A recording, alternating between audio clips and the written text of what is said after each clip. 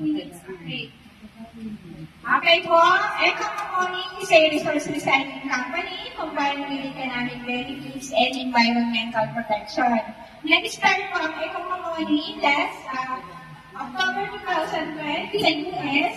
Dito po sa Pilipinas, nag-start po siya ng April 2024. Kumbaga po, pioneer yung company natin. May mga recycled products po siya na pwede natin i-avail na makakatulong na po tayo sa malaking bagay para sa ating financial freedom, nakakatulong po tayo sa ating environment. Napakalaking bagay na tulong po natin ito.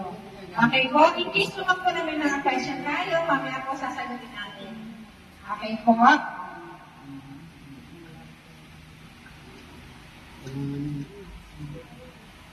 Question pare. Pag-aaralan namin. Okay.